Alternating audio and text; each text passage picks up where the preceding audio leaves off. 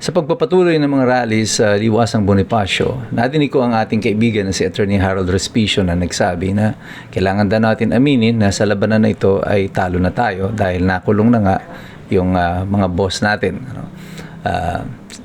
Binabanggit niya dyan yung pagkakakulong kina Senator Marcoleta, kay Mike Defensor, kasama na rin siguro si President Tigong.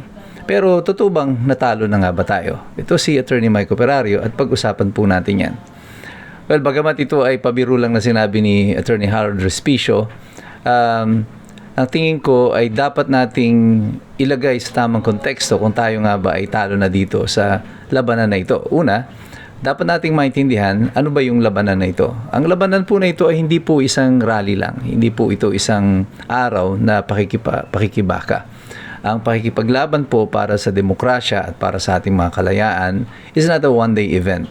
It is a process. Mahaba po yan. Kung mapansin po nyo noon, kung babalikan nyo yung kasaysayan, ang pagkakadeklara po ng martial law happened in 1972. But the EDSA Revolution, nangyari po yan 1986 na. Pero yung crescendo o yung kasagsagan ng mga rally laban kay Marcos ay naganap matapos mamatay si Ninoy Aquino noong 1983. Hindi naman po ka-ura-urada kinabukasan ay nakamit na agad natin ang ating kalayaan. Pagkakakulong po o pagkamatay ni Ninoy, halos sunod-sunod, araw-araw, buwan-buwan po ang pagrarally noon sa Kamaynilaan hanggang kumalat po ito sa buong Pilipinas. Hanggang sa hindi na maitanggi ng pamunuan ni Ferdinand Marcos na may problema ang pamahalaan. Kasi hindi na po ito isolated na mga pagrarally lamang sa Kamaynilaan. Talagang wala na siyang tigil. As in, every week mayroong rally sa anumang bahagi ng Pilipinas. And the economy was faltering. Pabagsak na ang ekonomiya ng Pilipinas. And the more that the economy is going down, the more dissatisfied the people are. And the more rallies are happening. Until dumating na po doon sa punto that even the United States government na pangunahing taga-suporta ni Ferdinand Marcos ng panahon na yun through Ronald Reagan could no longer deny the fact na may problema sila kay Marcos. So, Marcos was forced because sa mga rally na ito, sa mga questions sa kanyang pamumuno, sa kanyang kalusugan, siya ay nagpatawag ng isang snap elections. At nung natapos na nga po yung snap elections, supposedly si Cory Aquino ang panalo. Pero ang idineklara pa rin ng COMELEC ay si Bongbong Marcos, si Ferdinand Marcos. Kung babalikan nyo po yung kasaysayan, dito po naganap yung walkout ng mga COMELEC encoders dahil pinipilit sila ng COMELEC na palitan yung entries doon sa election returns na ipapalabas doon sa screen. So, noon pa lang, talagang talamak na ang record nitong COMELEC, ng Commission on Election sa dayaan. Lahat na lang ng election dito sa Pilipinas, yung mag-aalalan, COMELEC ang nasa sentro ng dayaan. At dahil po doon sa pag-walkout na yan, nagkaroon po ng malaking kontrobersiya.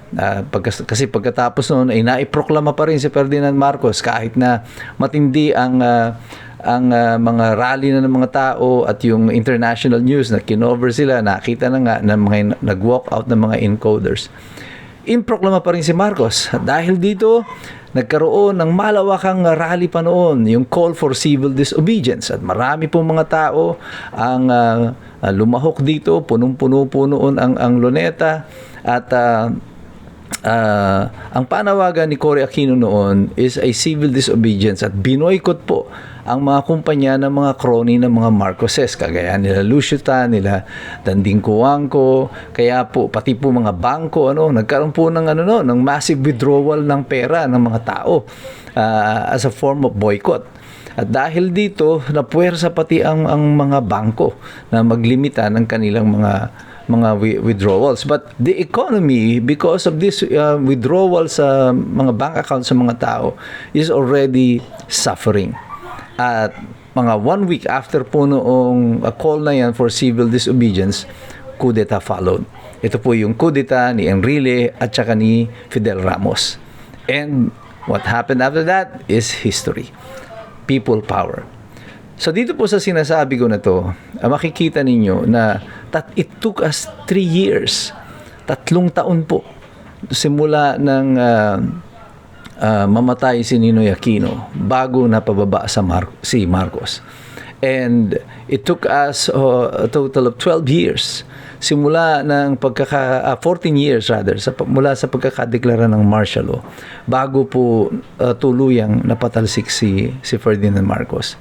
Marami pong mga tao ang nakulong noon, sila Ninoy Aquino, Jovito Salonga, sina Sergius Menya, sina Gabby Lopez at kung sino-sino pa ng mga political leaders. Yung iba sa kanila mga sikat, mga iba hindi, marami na mga nagkawala na lang.